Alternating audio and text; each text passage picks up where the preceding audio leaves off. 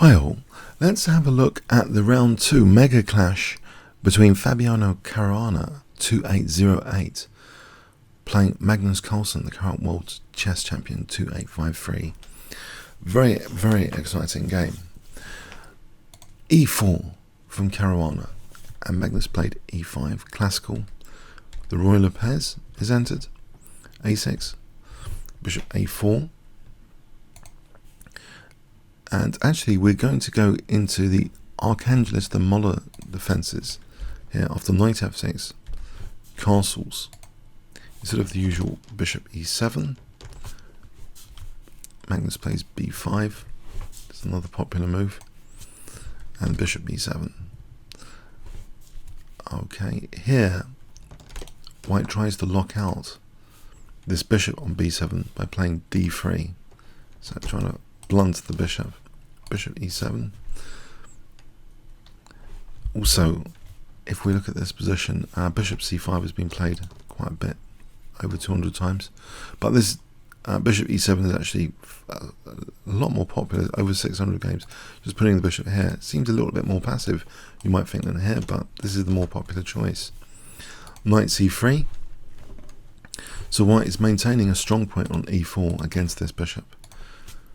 Castles, A3, so the bishop is able to now retreat back if needed. We have D6, Rook E1, Queen D7, and now Knight E2, going here to look at that F5 square seems quite logical, and Black kind of does the same to White with Knight D8, the Knight heading to look at White's F4. Knight G3, Knight E6. Also, there's a possibility of Knight C5 sometimes. Bishop A2, now Rook F8. And now we have Knight G5, challenging the Knight on E6, putting pressure. A little bit of pressure, and now Magnus plays quite a committal decision, D5, trying to open up the center a bit and extend the scope of his bishop. We have knight takes E6, queen takes E6, bishop G5, putting pressure on D5, H6, taking out the defender on D5, giving up that dark square bishop. It's a very interesting decision for light square control. White wants to put some light squares under pressure, D5 and F5. So Queen F3, so he's given up voluntarily that dark square bishop for his light square campaign. So White is now threatening to take on D5. Black parries this, and now more pressure on D5 with C4. Okay. Black wants to avoid a position where this bishop's pointing at his king and getting a tempo on the queen. He plays actually Rook A8, trying to hold the fort here. C takes D5, C takes D5. But now we have a slightly unpleasant looking Knight F5, potentially Queen G3 incoming, threatening things like Knight takes H6. Bishop G5 now, controlling that C1 square. H4, bishop D2, Rook E2, D takes E4. So now both queens are attacked, but White does best to just take here. Now the queen needs to move. Goes to F6. And it's quite a tense position here. There seems to be some potential tactical liabilities if White's not careful. Potentially G6, but at the moment Knight takes H6 is hitting the queen there. But there's something to bear in mind, and also it can backfire on White, this situation, sometimes. Okay, so we see now the move G3, which does weaken the diagonal a little bit. So potentially if Black can arrange something like this, Queen takes F5 would sometimes be on. this knight might be a tactical liability sometimes. And we do have now the move king f8.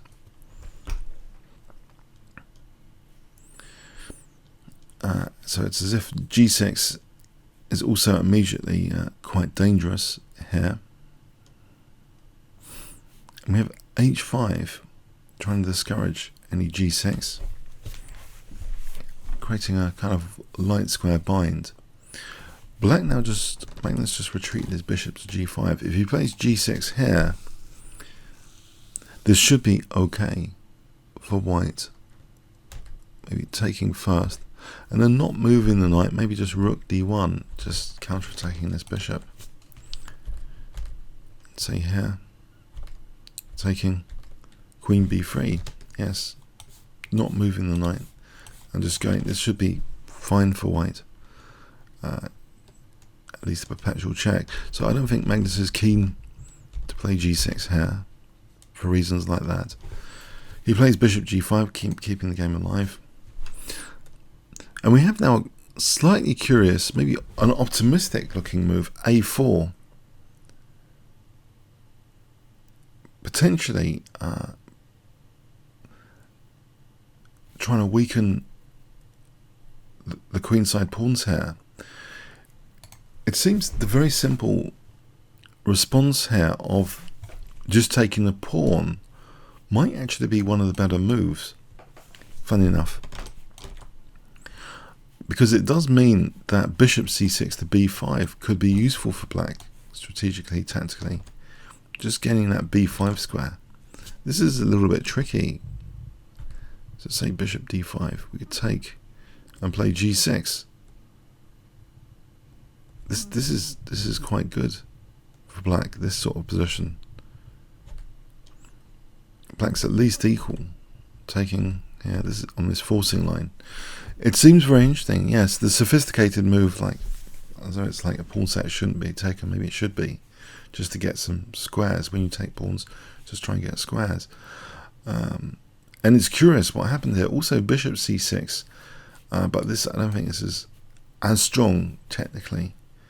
It's a bit of a target, that bishop, and this should be quite pleasant for white, potentially with bishop d5 coming in. So I think probably best might have been taking that pawn. But we have this curious move b4, and actually the b pawn could be surrounded and be slightly weak now. If it's supported with a5, then fine, there's even bishop a6 coming up. But Fabiano plays a5, and now this pawn does seem quite vulnerable. But probably the idea Magnus has is that the queens can't really go over here because of things like bishop takes e4 and this knight being loose.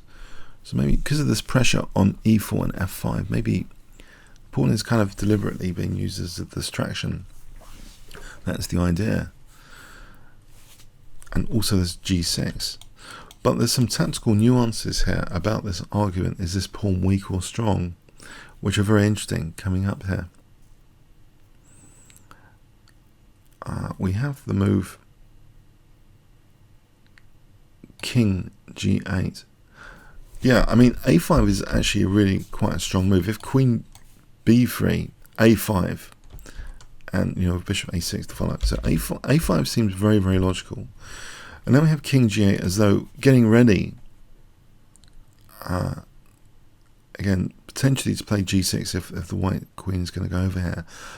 But a very careful move, bishop c4, surrounding the pawn very carefully with rook a4 coming up, showing that the pawn might indeed be weak without having to lose control over these key squares. Is the pawn getting surrounded? Very interesting. We have rook d7. So doubling rooks might be on the cards, quite useful later. Rook a4. And now king h8. Just letting the pawn go. yeah, it's getting pretty tricky. Rook takes b4. Has Magnus just lost the pawn for not much? Well, his idea in his previous moves is to now play g6 using this pin, and it's kind of loose queen on f3, and on the surface it seems a great idea, because it seems that any knight h4 is refuted here with just bishop takes h4, protecting the queen and just winning a piece. But there's a big but here. After hg, f takes g, there's a move. There's a problem with black's position. Queen b3, it saves white, hitting b7. Not just saves white, white still might retain some sort of edge in this position. The bishop moves, and now the knight really has to move, knight e3. But even so, even if black's getting this pawn back, white's got a great position here after bishop takes e4 from a technical point of view. It looks as though the terminal threat here, like mating, but that's parried bishop d5. So white's actually gaining a light square grip now. They're equal on pawns, but this light square grip gives white technically an edge. Also, there's an isolated e-pawn. Queen c6 might be slightly optimistic, this move. Technically, knight c3, queen f3, and it looks as though black's planning something like doubling and rook d1 check to try and mate on h1. Queen c2, keeping a blockade on the e-pawn. Black's pawns are pretty fragmented. Both players are really getting short on time now. There's no increment per move of 30 seconds per move, and in fact Fabiano Caruana has only got like less than 2 minutes at this point. After rook ed8, he's getting like less than like a minute and a half, and he's got a good position technically,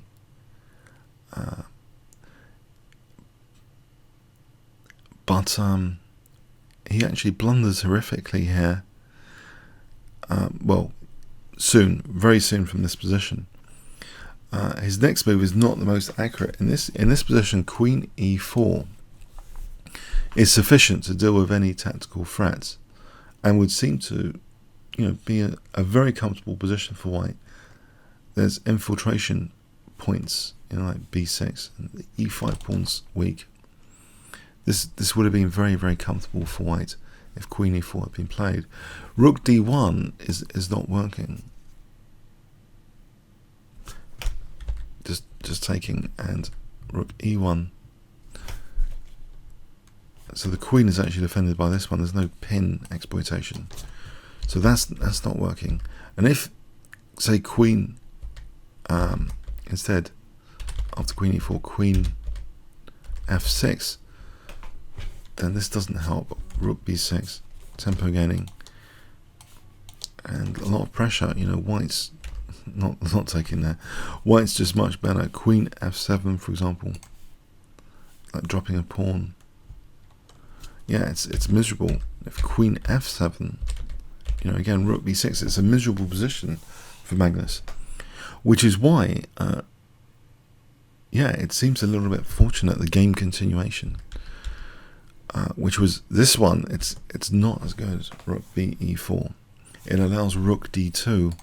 So yeah, the time pressure has not helped Fabiano Caruana. He's let black's rooks be quite aggressive, supported by this bishop on g5. And even worse now, white's still okay here if he just plays a move like queen b3. But he played a real howler. He's got less than a minute at this point. He's going to lose on time if he doesn't move. And he kind of played a knee-jerk reaction. He actually took the rook. yeah, and after rook takes d2 on move 40, he has to resign. Double attack. Ouch. Yes, he's going to lose his queen or get mated. a stunning end. I mean, well, not stunning, a kind of surprising end to the game. Yeah, they went into like bullet chess mode basically in the end of this game.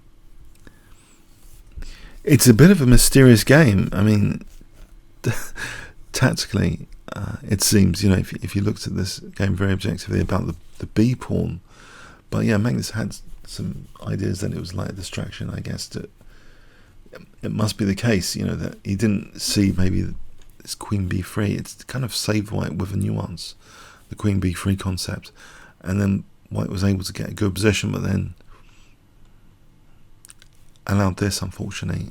And just anything like queen b3 here, we check this final position. It's from an engine point of view, like there's various queen moves which are just okay. Queen a4, queen b3, not here because rook takes e2, hitting the queen. Yeah, there's certain moves that do lose still, but queen b3, queen b1, these should be all okay. Even this position is just given as equal. But yeah, black's got active pieces here. If we look just earlier, yeah, it's interesting that queen e4 is so much stronger here, actually promising white still an advantage. You know, if we have a blockade position, this looks strategically miserable for black. Bit of music there. This is looking just miserable for black. You know, white's got the trump cards, it seems, in this position. You know, rook e6 on the way. What does black actually do here? It's pretty miserable stuff. You know, white would have enjoyed playing this position, I'm sure.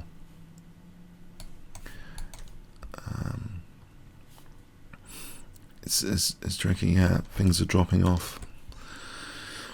If here, you know, check.